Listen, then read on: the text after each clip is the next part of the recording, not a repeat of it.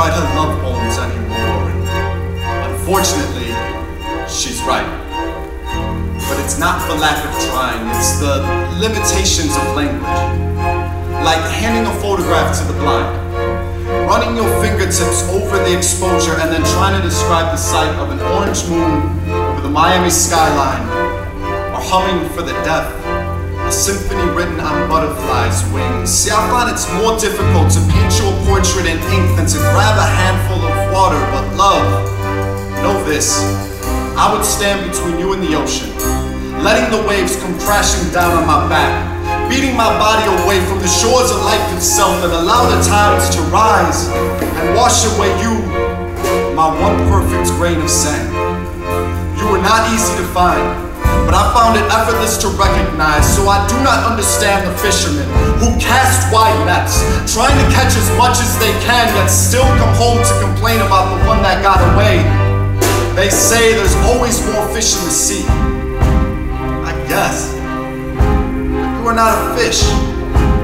You are a galaxy. And I will use my hands to explore your infinity. Lighting the fires of intimacy, I will study your history like ancient civilizations, because you are a hieroglyphic, a tattoo written under my skin, a memory from a past life. You are a prayer from the lips of God, spoken to remind us of the importance of every second. So now I write about the time we spent together, trying to link a series of moments like a game of connect the dots, hoping that when you step back, you'll see the bigger picture like a Georges Seurat. After all, what do I look like as a craftsman, not presenting you with a labor of love? Or you, a carpenter's wife, with nothing made by her husband? So this, my dear, is a cherry wood dresser.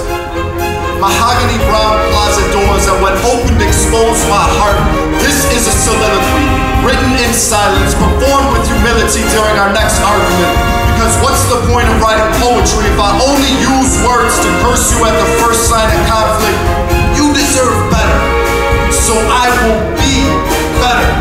Chiseling away at these 26 letters into the only thing left on the page is my devotion.